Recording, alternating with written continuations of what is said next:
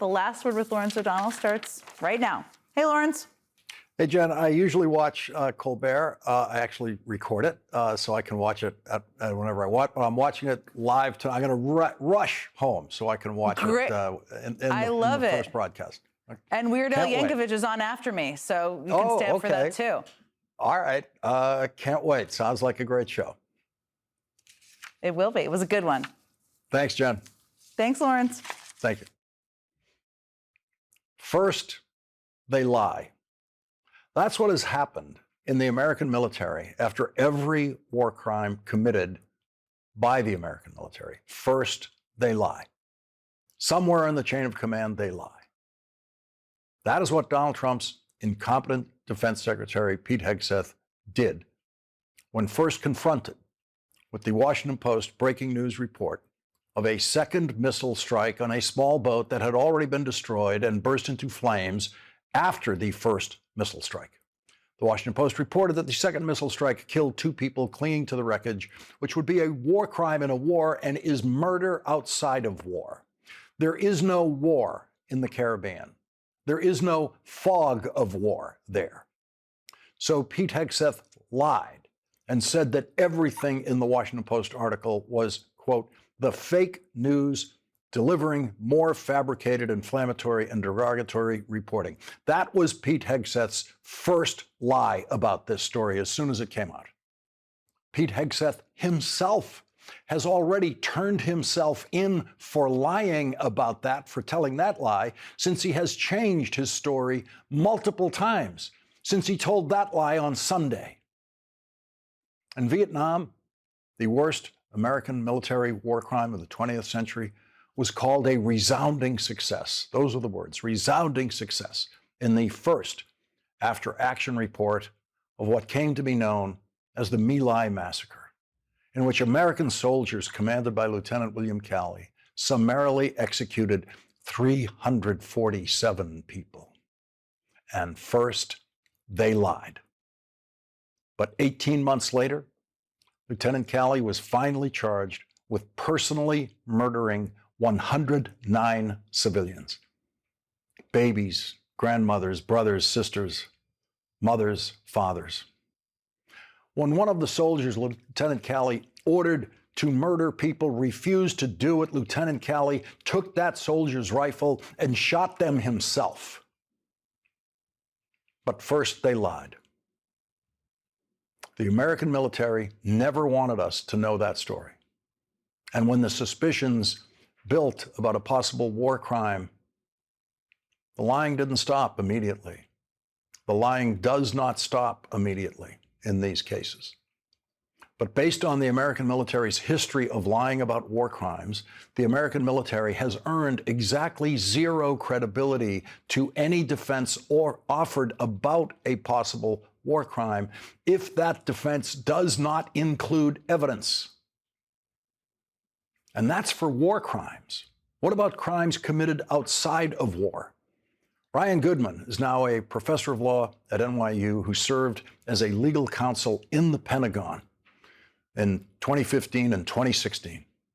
He told the New York Times today, focusing on the shipwrecked is a distraction insofar as it suggests everything else preceding and after that strike was all legitimate. Even under a law of armed conflict, they were all civilians, and we are not actually in armed conflict either way. It was all murder.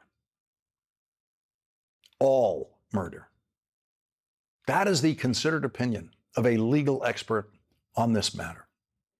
Today, the admiral in command of the mission met privately with the Republican and Democratic leaders of the House and Senate committees with some jurisdiction over this matter. House and Senate Armed Services Committee, the House and Senate Intelligence Committee, the House and Senate Appropriations Committee, including the Appropriations Subcommittees on Defense. Of the 6 Republicans who were offered that briefing today, only one of them stepped up to a microphone afterwards to offer what he saw in the video of the second strike that targeted for murder 2 people clinging to the wreckage of what used to be a small boat and was just debris at that point.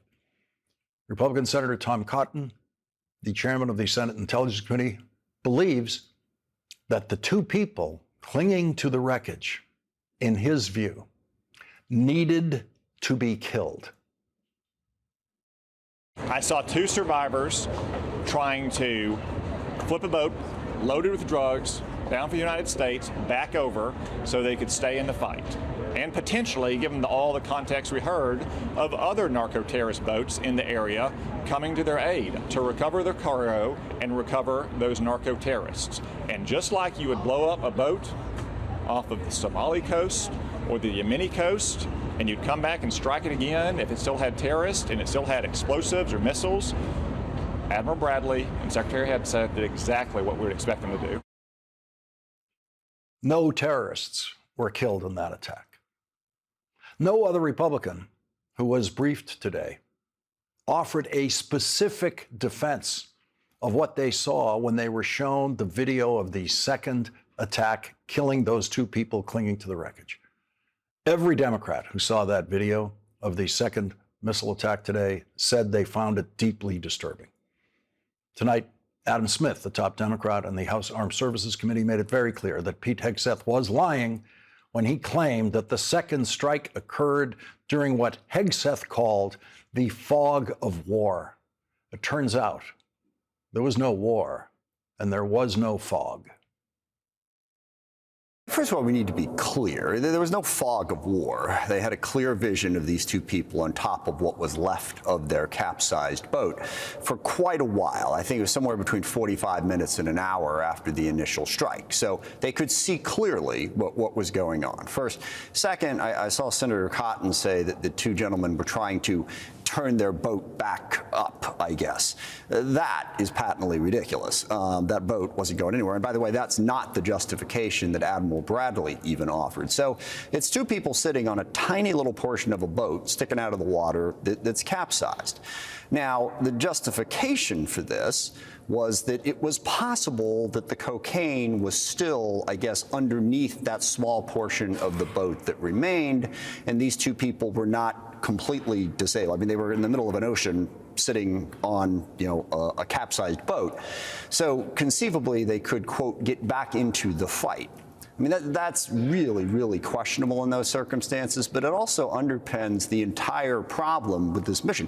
What is the fight exactly that these two were going to get back into?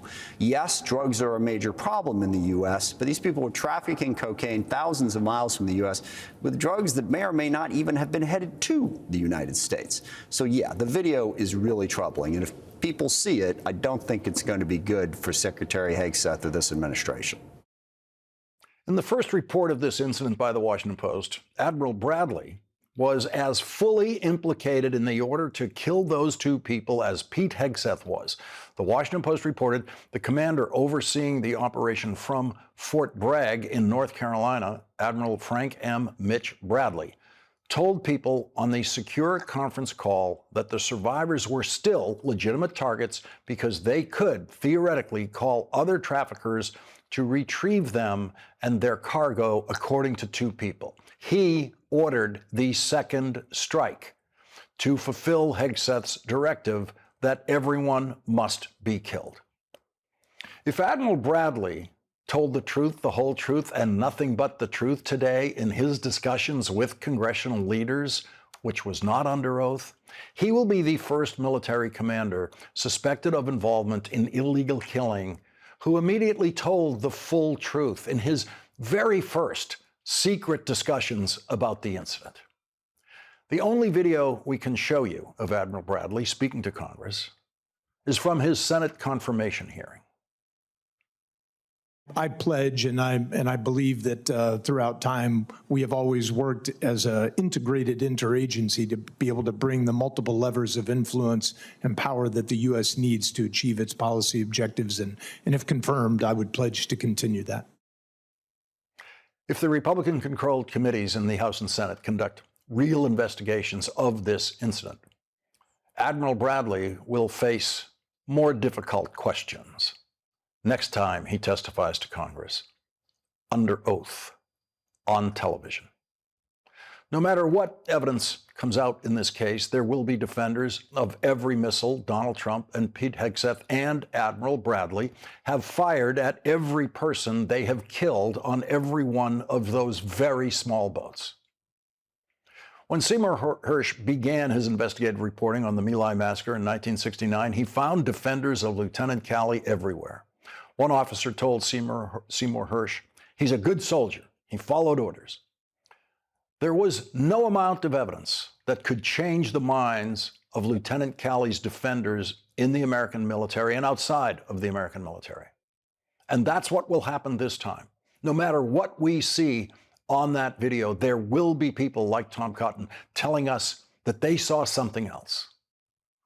The criminal charge against Lieutenant Calley was that he committed premeditated murder of 109, quote, Oriental human beings whose names and sex are unknown by shooting them with a rifle. Like the people the United States of America has been killing on those small boats far from the United States. Pete Hegseth doesn't know their names. Pete Hegseth doesn't know their sexes. Pete Hegseth doesn't know how old they are. He doesn't know if there was a 12-year-old boy or other children on any of those boats. Pete Hegseth doesn't know if there were women on those boats. And so now Donald Trump is facing a demand to release other information that he apparently wants to hide, and that includes the now secret video that was shown today only to congressional leaders and to no one else. And as an added insult to the American public, Donald Trump released another video tonight of another missile killing everyone on another boat somewhere in the Pacific Ocean, this time thousands of miles from the United States of America. A small boat that can't carry enough fuel to reach the United States. If these small boats are carrying as much cargo as Pete Hegseth says they are, they cannot possibly carry enough fuel to make it farther than the next island. They just couldn't possibly carry enough fuel for that if they're also carrying all that cargo. These are not ocean-going vessels. These are very, very, very small boats. Donald Trump and Pete Hegseth want you to enjoy watching videos of them killing people in those boats. That's why they release those videos. They want you to be like them. They want you to love watching those people get killed. But for some reason, there's two people they don't want you to see get killed. For some reason, they don't want you to see the video of them killing two people clinging to the wreckage in what law professor Ryan Goodman, an expert on military law and civil law, says is just murder. Leading off our discussion tonight is Democratic Senator Mark Warner of Virginia. He is the vice chairman of the Senate Intelligence Committee and was in one of today's closed-door briefings with Admiral Bradley. He's also in the Senate Finance Committee and the Senate Budget Committees. Senator, thank you very much for joining us tonight.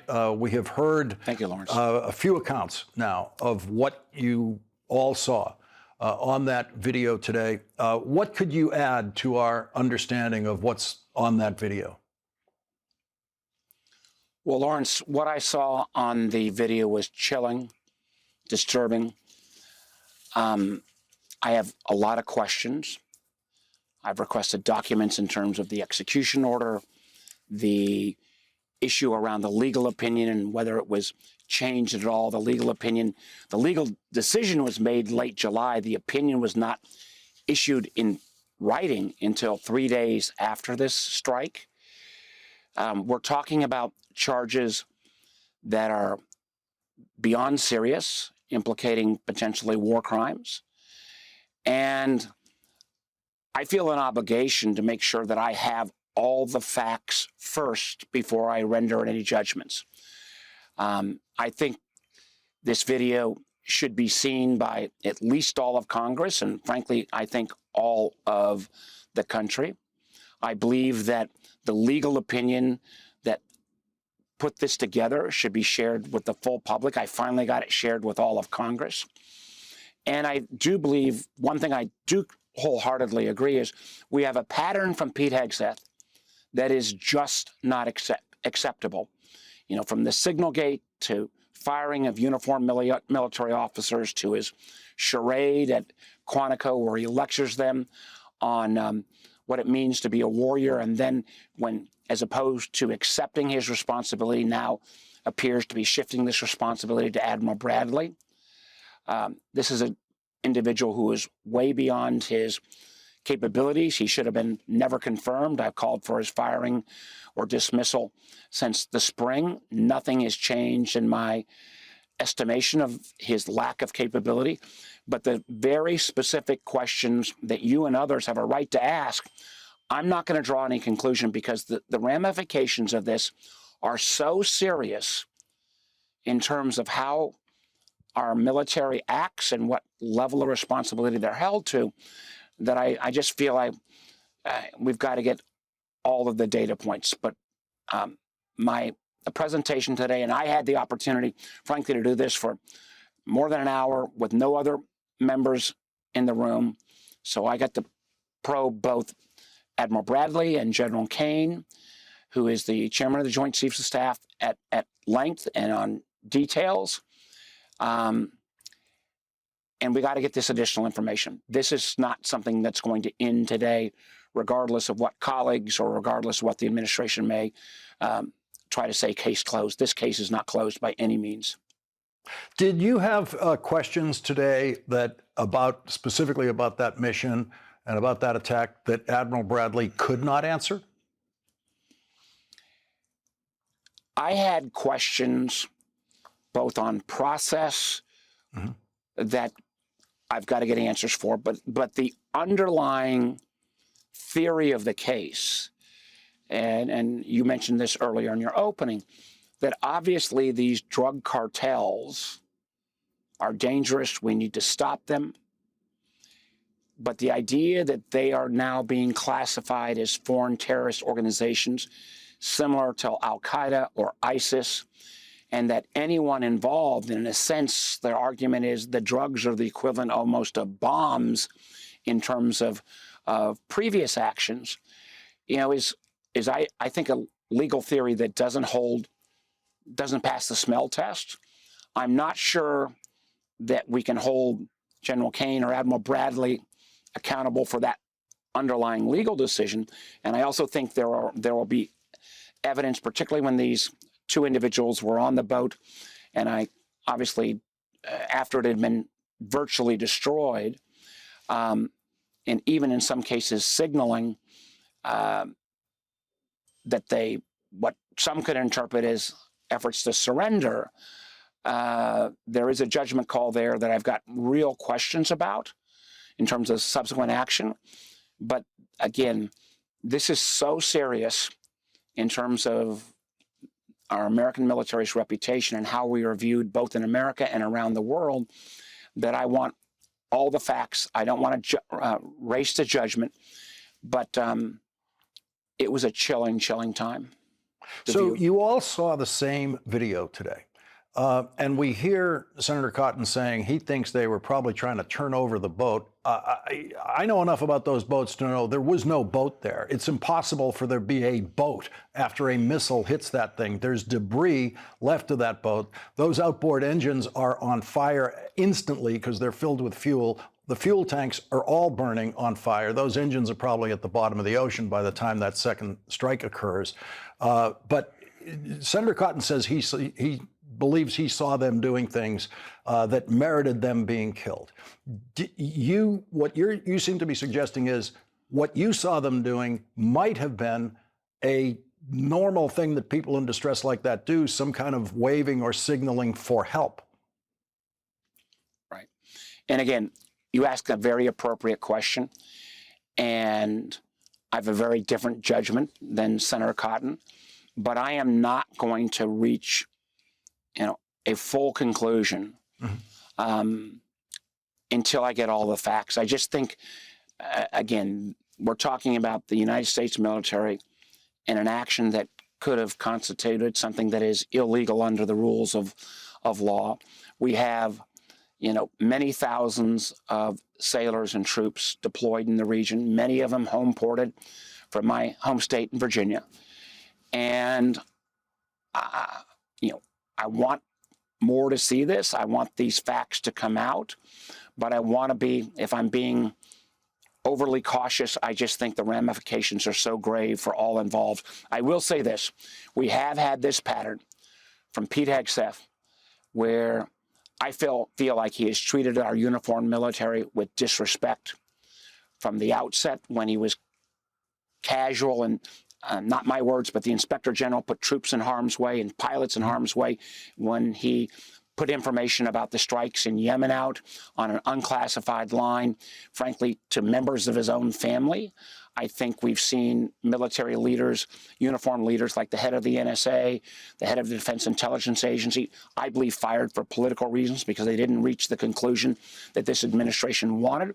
I think he, frankly, embarrassed the American military by bringing him to Quantico for his lecture. I think I was proud of our military that they sat there and made clear by their professionalism that they were loyal to the Constitution first. And then we have this incident again where this guy has a lot of bravado until I believe mistakes were made, and he is now trying to run from that responsibility. And whether he excuses through fog of war, whatever terminology, it is not, it is, I believe, again, disrespectful to the military service, not only of Admiral Bradley, who I've got questions about his judgment on this call, but in terms of how he has performed this job. And again, why I continue to call for his firing or he should be dismissed. Senator, in respect for your position as what is in effect a senatorial juror on this evidence as it will unfold, without trying to pull you into a judgment about what you saw, but just an actual eyewitness of what's on that video. When we see the video, will we see two people who are clothed? Will we see that they don't have shirts on? Will we see that they have life jackets on? Will we see their faces? Will we see a beard indicating that that one is male? What will we see in those two human beings clinging to that wreckage? And what will we come away thinking we might know about their age or their gender, or even just what they were wearing at that point? Is there any way of knowing whether they already suffered burns from the fire that broke out? Will that kind of detail be something we can pick up? I think Americans, it will be a chilling and extraordinarily disturbing video. And, this was a classified briefing, so the details, but I don't think there was, I don't think I'm going beyond any barrier to say there was no doubt about their gender. There was no doubt about the fact that I believe they were incapacitated. But again, I think this is so serious. That's why I'm not trying to rush to judgment. It's why I think that the Senate and the House, and frankly, I think the American public should see this video because it has, implications not only about this incident, but it has implications about, I believe, how this administration is using or misusing the very brave men and women who protect our country. Senator, final question about the video, and that is, it sounds to me like the quality of this video is going to be sharp enough for us to be able to make our own judgments about what we think is happening there. There's not going to be a fog of war, and it sounds to me like you're saying the resolution of this video, the clarity of this video will be very helpful to us in judging what happened there. Yes, sir. That is true. Senator, we're going to squeeze in a quick commercial break. I want to come back and talk to you about this Inspector General's report. This is something that we've never had anything like it on a Secretary of Defense before. We'll be right back with Senator Warner.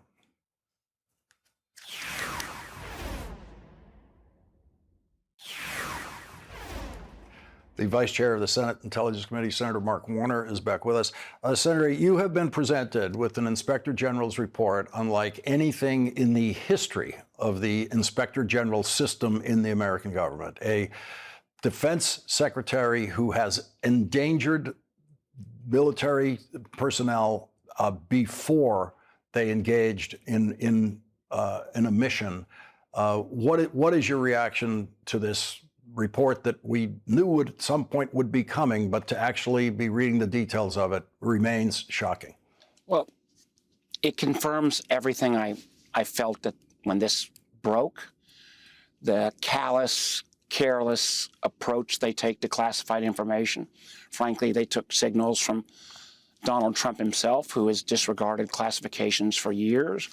We do this we do this to keep people safe. And, this Secretary of Defense,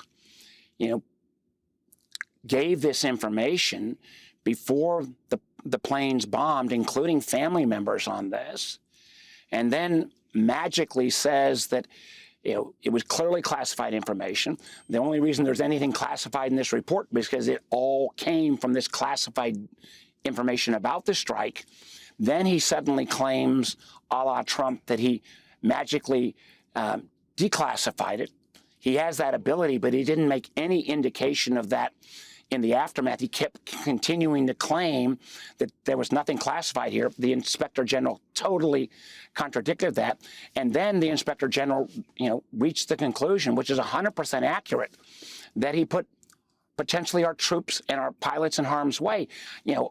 I remember visiting Norfolk and Virginia Beach, where a lot of these sailors are home ported, and hearing from their families. They were mad as hell and had a right to be, and they wanted to know why Hegseth was not being held accountable. If any other officer, if any civilian member of the Defense Department had been this careless, sloppy, and irresponsible, of course they would have been fired. But he continues along the way. Senator, he refused to cooperate with the Inspector General's investigation. Is he going to be able to do that with the Senate? We have to have a willingness, of my Republican colleagues to grow a backbone and grow a spine. I've been accused by my Democratic friends many times of being way too bipartisan, but I have lost that trust because at least I thought when it came to national security, when it came to these kind of items, whether it was strikes in the Caribbean or misusing or classified information about a strike in Yemen, or a whole host of items that I've enumerated on the floor in terms of undermining of the integrity of our intelligence community, ability to speak truth to power, or the politicization of the FBI. Thank God we got that bomber today, but maybe we could have gotten him earlier if they hadn't fired the major leaders of all the parts in the FBI and frankly had not taken 45% of the FBI agents that were doing counterterrorism and put them on immigration detail. We've never, you let in on this. We've never seen activity like this. And we will only hold Hegseth accountable in our system if my Republican friends can find their spines, or if the American people in the midterms vote in record numbers to say we've got to put a check on this irresponsible administration. Senator Mark Warner, thank you very much for joining us tonight. Thank you. Thank you. Coming up, Lieutenant General Mark Hertling says the fog of war is not an excuse. Now we know there was no fog of war. General Hertling will join us next.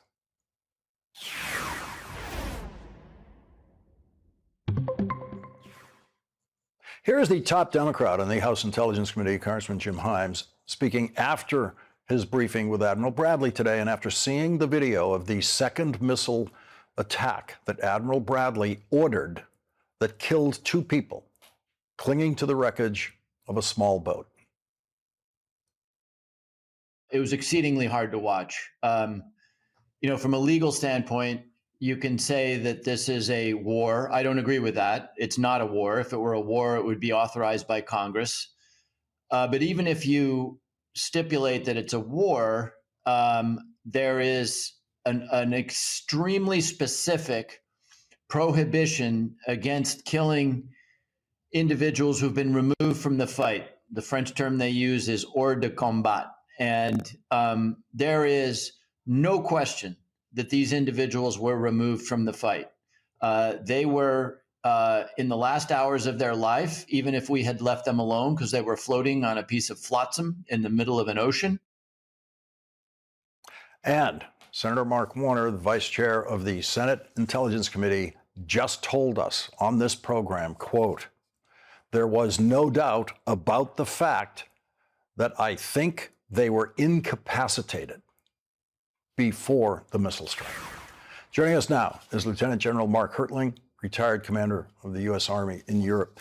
General, what have we learned today? If you don't mind, Lawrence, what I'd first like to say is Senator Warner was brilliant in his description of what he saw today. Thank you for bringing him on. But secondly, I'd also comment on your opening segment, which I watched with great interest, when you talked about past atrocities committed by the U.S. military. You mentioned My Lai, I'll mention a few more. I was in Baghdad in 2003 and 2004 when across the way from us, the Abu Ghraib scandal occurred. A few years later, in the southern part of Baghdad, what they call the Black Heart scandal occurred when soldiers raped and murdered a family. A few months after that, another unit, of which Secretary Hegseth was a part, called the Tharthar Island, or it was reported in 2009 in the New Yorker, called Company Kill, a story about that, learned how some things should be avoided when they go wrong in terms of war crimes. It is obvious to me that those lessons were not learned by the Secretary of Defense. What I've learned in terms of watching you tonight is there are individuals who are taking this very seriously on the intelligence committees, who are watching very closely, but we're just at the beginning of this affair. This is going to get much more intense. There's going to be much more inquiries and answers to questions, not just from Admiral Bradley, who testified today, but we're going to see probably testimony from Admiral Halsey, the Southern Command commander, as well as several others, lawyers, those who have watched Secretary Hegseth give his various displays of emotion at different events. And we're going to see something that may come up soon, a term that the military uses called commander's intent. You don't have to give an order, you just have to set the atmospherics and the environment for bad things to happen. And I think that's what we're seeing the beginning of in some of these inquisitions by the U.S. Congress and Senate. When you mention commander's intent, it sounds to me like the military design is to make sure you can't just sneak through lawyerly loopholes in situations like this. Well, partly, Lawrence. It's also what a commander or what a superior officer or civilian leader gives as the environment, the things that are repeatedly said, the kinds of environment that leader sets for the individuals who are working for him or her. It has to do with, hey, this is what my boss thinks. This is what he wants me to do. He may not have to give an order for me to do it, but I know exactly the results I'm supposed to deliver. I'm surprised you or Rachel or Nicole Wallace haven't done a straight script of Secretary Hegseth talking about the difference between legality and lethality. That seems to be a mantra. The other things he's repeatedly said is, we're not going to apply those crazy rules of engagement. We're going to go to kill people. We're going to have a focus on lethality for the military. Those are all interesting things, truthfully, for a lieutenant or a squad leader to say, but it's not something that you want to set as an environment when you're a senior strategic leader in the U.S. military. So we had Carswell Hymes say earlier in the day that he believed the individuals were in clear distress without any means of locomotion. We just had Senator Warner add to that he has no doubt they were incapacitated. And I asked him about the quality of the video, and I think you heard him say the video seems to be very high quality. With your experience in the kind of video that we could have in a situation like this, I'll ask you what I asked Senator Warner. Do you think when we finally do see this video that we will be able to, that it will be clear enough, it will be vivid enough for us to make our own judgments about things like those two men were completely incapacitated? Absolutely. In combat, the last time I was in combat was 2008. The video feeds that we received from drones, from overhead imagery that showed patrols working, from strikes on different locations where we had our soldiers attacking or where we had either Air Force aircraft conducting close air support or bombardments of areas that we wanted to see the results and conduct the bomb damage assessments. The videos are extremely clear and they're very close in. The resolution on those kind of cameras are just phenomenal, and they will show exactly what happened and what we're seeing. And that's why, truthfully, you know, when I heard Congressman Himes and Senator Warner talking about this and compare that to what Senator Cotton said, we're seeing two different elements of reality by people who are viewing these things. And I agree with Senator Warner. The American people, as much as I hate to say this, because I'm a strong supporter of the organization that I served 4 decades in, and I love the U.S. military, I think anytime something like this goes wrong, it has to be investigated. I would have welcomed investigations in my unit if something like this had happened. I did welcome investigations on several incidents, and they were proven to what we see. You don't always get the straight facts early on. You have to wait, as Senator Warner said, for more details. And I think there's going to be many more people testifying on this particular incident and many others.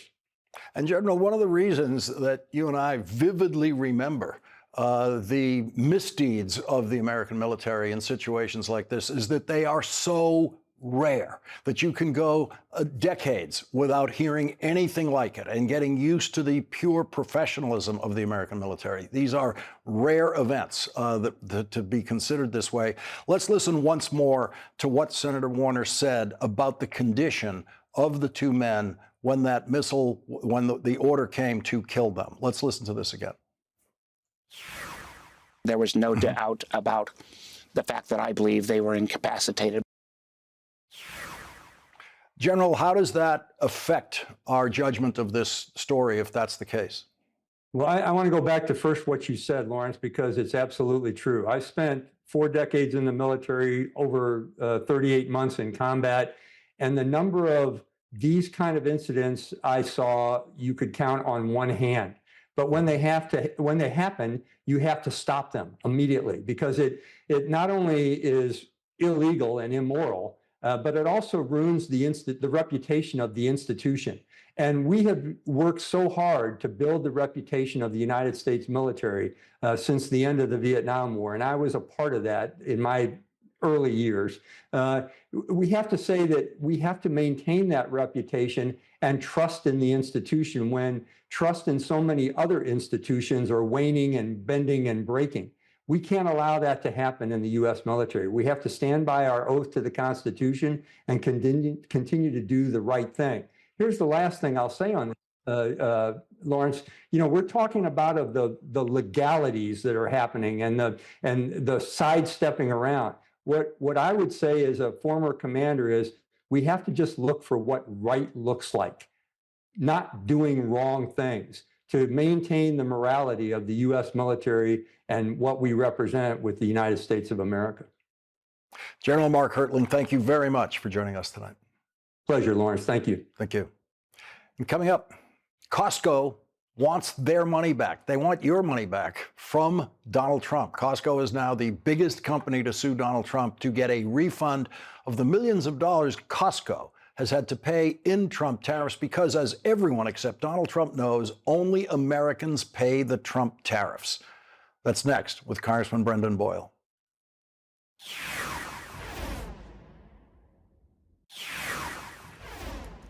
The giant American company, Costco, wants their money back from Donald Trump. CNBC reports Costco sued the Trump administration to get a full refund of new tariffs it paid so far this year and to block those import duties from continuing to be collected from the retail warehouse club giant as a Supreme Court case plays out. The Washington Post editorial board writes, this suit confirms that American businesses pay American tariffs. If, as Trump believes, foreigners were paying them, there would be no reason for Costco to seek a refund, and Costco's suit is one of many that will be filed as the thousands of American businesses robbed by the president seek their just recompense. Joining us now is Democratic Congressman Brendan Boyle of Pennsylvania. He's the ranking member of the House Budget Committee and a member of the House Ways and Means Committee. And Congressman Boyle, I know there's a lot of Americans out there asking, how do we sue to get our tariff money back? And the problem is, it's all passed through invisibly when they pay that retail price at the store. So they're the victims of the tariff. They'll never get their money back. Their costs have gone up. And Donald Trump says to them this week that I think affordability is the greatest con job. Donald Trump doesn't think affordability is a problem for the people who he's hitting with his tariffs and everything else. The greatest con job on the American people was actually performed by Donald Trump. A year ago at this time and a little bit before that, he was running around my state of Pennsylvania and all the battleground states saying that on day one, he was going to bring down costs.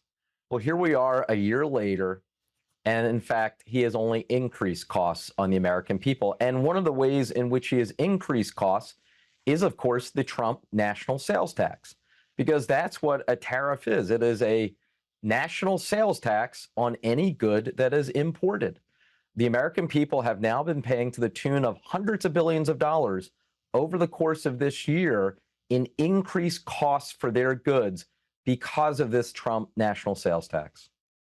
And the retailers, I always thought they should, in the price of the TV or the washing machine, whatever it is that you're buying, the avocado, put the actual Trump tariff additional cost right there, the way we see sometimes gasoline taxes on gas pumps at different places. Let us see exactly how much of this price is because of Donald Trump.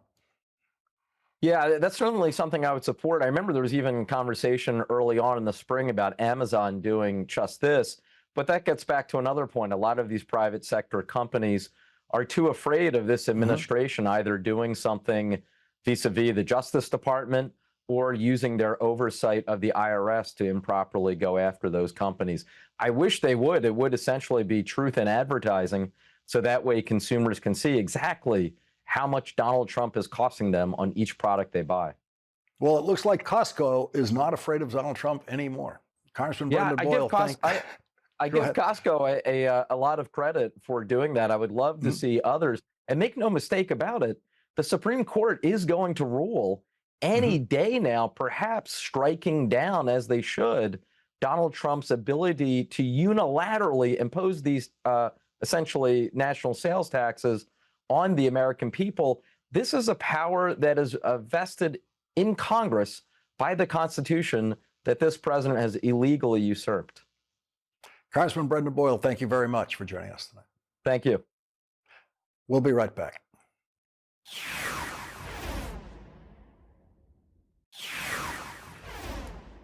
Tonight's last word is lastworddesks.ms.now.